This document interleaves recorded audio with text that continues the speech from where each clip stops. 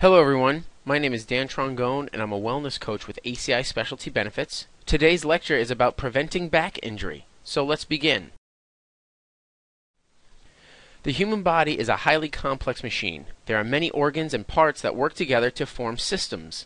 These systems work with other systems to form and move our bodies. The spinal column bones, the discs, the surrounding muscles, and the ligaments form our back. When all these structures work together correctly, our bodies can not only carry us correctly, but also move us correctly. As you can see here, there are several sections of the spinal column. Each section serves similar yet different functions for the back. The bones of the lower spine are big and thick. As you move up the spine, the bones become smaller. The thick bones of the lower spine provide a lot of support with little movement, while the upper spine is designed to allow less support but more movement. The main function of the spine is to support our weight, protect our spinal cord, and allow movement for life. Many people who do not take care of their health have issues that occur in their backs, specifically the lower region. For example, millions of adults a year have had some sort of low back issue. This is second in frequency as compared to headaches being the most recorded pain area. There are many common causes that contribute to back pain. People could be overweight, they could have bad posture, not fitting in exercise time, or just not exercising correctly. Not only physical stress can take a toll on us, but mental stress does act as a lower back pain contributor.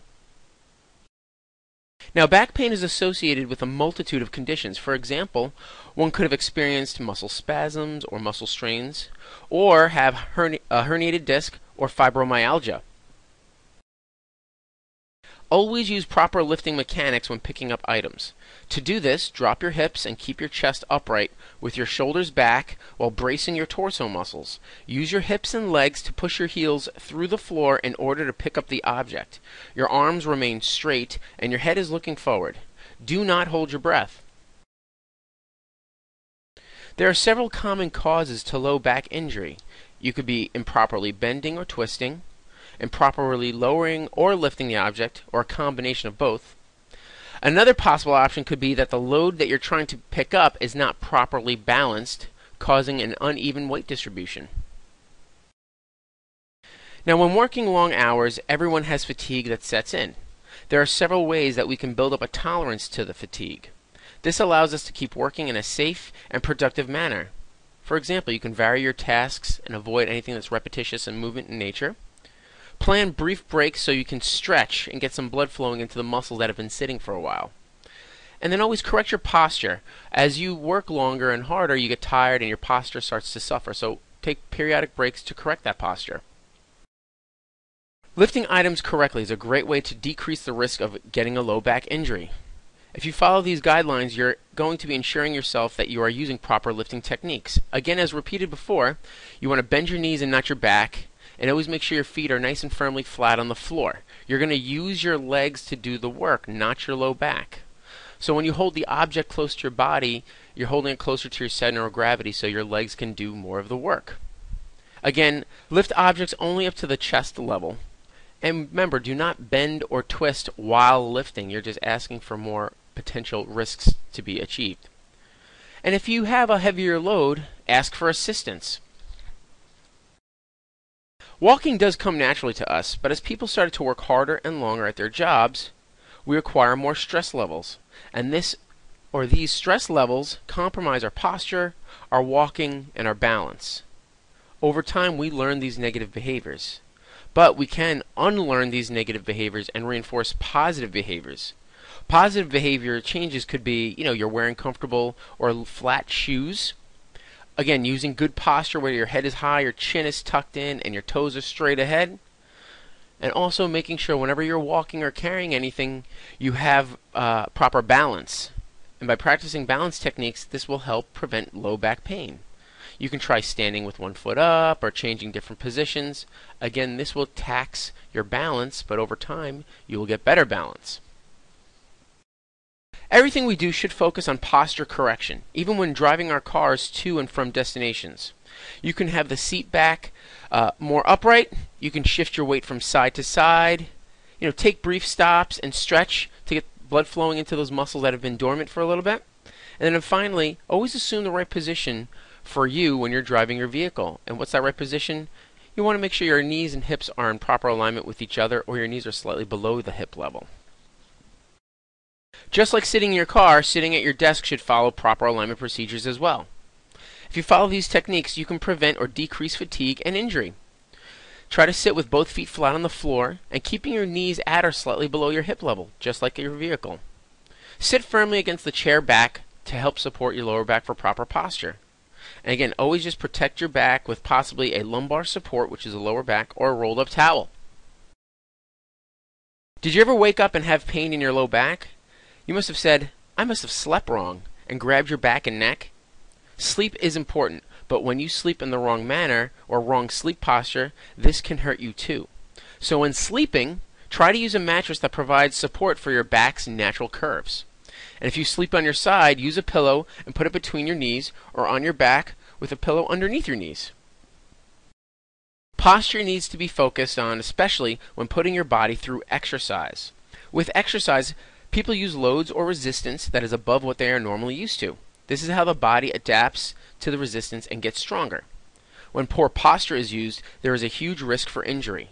As long as your posture is well maintained, exercise will be beneficial. And there are many positive effects to lifelong exercise.